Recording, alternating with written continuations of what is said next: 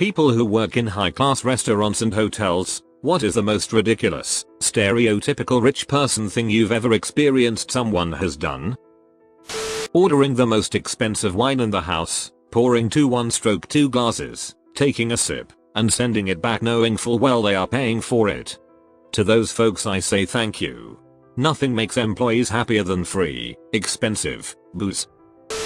My former boss, insanely wealthy, used to stay in presidential suites and would have any and all red removed. He was a high roller at several casinos and they made special chips just for him as a substitute to red chips. He hated the color red because when you're losing money, you're in the red. During our honeymoon, my husband and I came back to our very nice hotel from a day full of hiking looking like homeless people. We were waiting for the elevator with another couple who were both giving us the side eye. Once on the elevator, the couple pressed the bottom for the top floor, which was the same as ours. After about 30 seconds of silence and side eyes, the woman turns to me and says, "You need to press the button for your floor," in a condescending tone. I told her our floor was already selected and she had the audacity to say, "You have a suite on the top floor?" I don't even work at that nice of a restaurant. But last month I got chewed out over the phone because some lady left her baby's actual silver spoon on the table.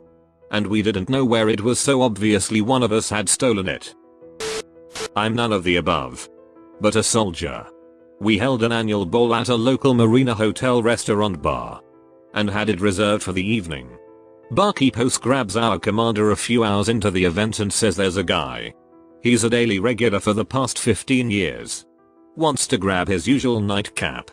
Do you mind? The commander agrees and the gentleman comes in, sits at his spot, and proceeds to enjoy the show while occasionally covering costs for those of us grabbing drinks, in exchange for a little small talk about what we do. After about 3 hours, he grabs his coat and heads out. He then returns about an hour later and proceeds to shut down the joint with us, still covering drinks here and there. The next day when I came in as part of the cleanup crew, grabbing drunkenly abandoned uniform or materials, the host gave me the breakdown after I asked how long their charges normally take to process, as I hadn't seen my bar tab hit my account yet. Turns out the regular owned a chunk of the marina and covered a combined $12,000 bar tab, as thanks to the servicemen and women, I had a tab of over $450 waiting on my card. Completely covered that night. It was glorious. Edit. Damn. I thought this would get buried. I hope somewhere up there in the North Country this old rich dude is still getting his daily nightcap and making people's lives. He was engaging to talk to. Pleasurable company. And didn't leave things hanging when one was ready to move on. If I run into him again, I'll tell him the tab he covered was almost $4. Upvote to the karma I received off this story. This isn't as much a specific instance, but something that happens all the time with entitled or rich people. I work at a very expensive hotel in Hawaii and people will just come up to the desk and yell words at you.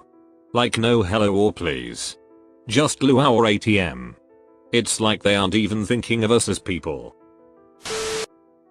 I worked for a resort in the Seychelles for 4 years. I have hundreds of stories which would fit this post, but one that stands out was a very wealthy Canadian family who stayed at one of the private residences for a couple of weeks. They brought their own staff including 2 personal chefs, but also asked for a hotel chef to assist their team with prep and local ingredient knowledge. A chef I was friendly with was selected to spend the 2 weeks with them.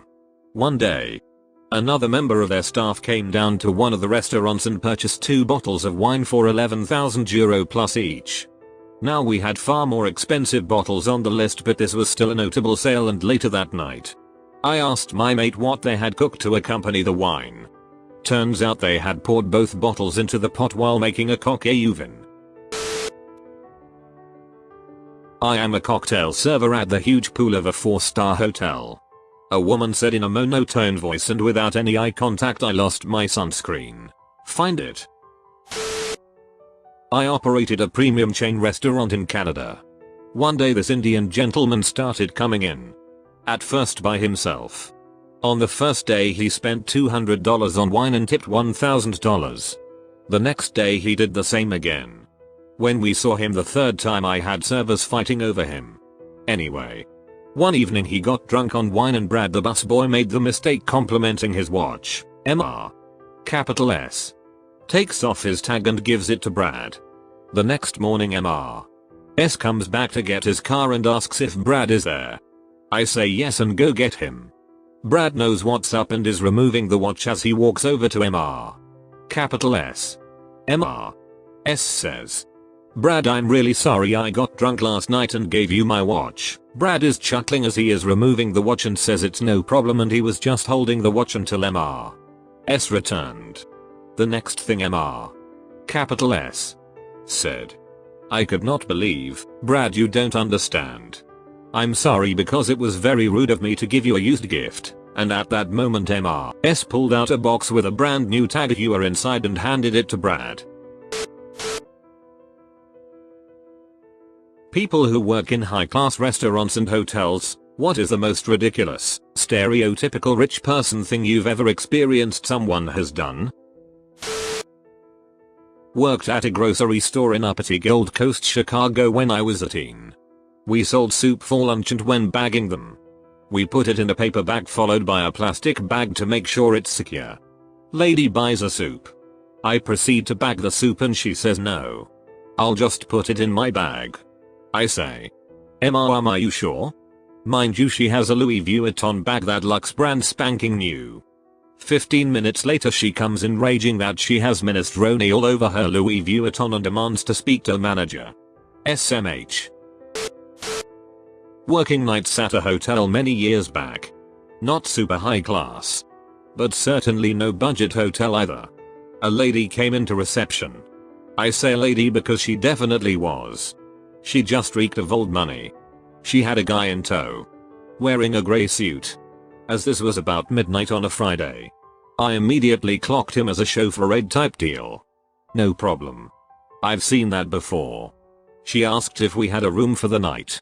A decent one. Please. A suite. Ideally no problem. We had a suite available. I told her the price. As night manager I had the freedom to charge pretty much whatever I liked. If it meant making a sale. But for her I charged full price. Screw it. She looked like she could afford it. She didn't bat an eyelid. Then it came to her chauffeur guy.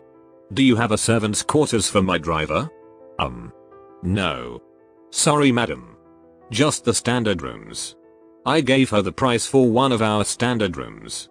And she screwed up her face. Oh no. That's too much.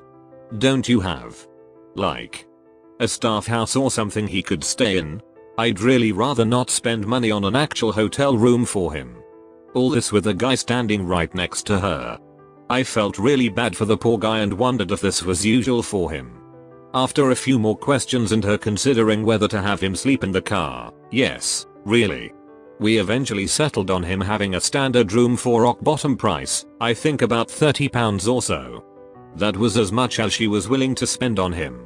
And less than a tenth of what she was paying for her own room.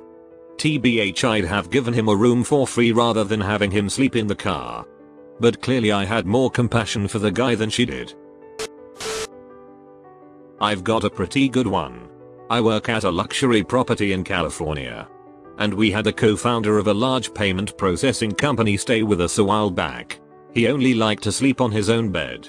So when he woke up that morning, he paid a team to load his bed into a truck and have it delivered to our property. We then removed the bed in his luxury suite and set up his bed that his team had brought us. He only stayed with us one night and the process was done to send the bed back home the following day. It kind of blew my mind that he went through all that trouble. Just so he could always sleep on his own bed. To each their own, I guess. I worked in a high-class restaurant in a nice hotel, for my town anyway, for a few years. We had a couple come in with their lap dog. Religiously every Tuesday evening for dinner. Due to health code, they were not allowed to bring their non-service purse poodle into the restaurant. Their solution? Request a special table be set up in a private nook of the hotel lobby so they could dine in style with their fur child. Also, they saw the menu as more of a mix and match situation, rather than a thought out, cohesive guide to ordering, with each component of each dish tailored to complement everything else on the plate. They chose whatever sides and sauces on the menu struck their fancy and paired them with their chosen protein. And they often ordered 2 different mix and match entrees each, plus a starter. They always ordered the cheese and cracker board. No crackers. Sub gluten-free bread, double toasted. The lady sent the first round of bread back every time. We could have sent the first round out burnt, and she would have sent it back to be toasted more. Or he sent the bread she had just sent back without doing anything to it, and it would be just divine the second time around. And they subbed all 4 or 5 of the local artisan cheeses for brie, which wasn't even one of the cheeses that came on the board to begin with. We started keeping a wheel on hand specifically for them. Oh.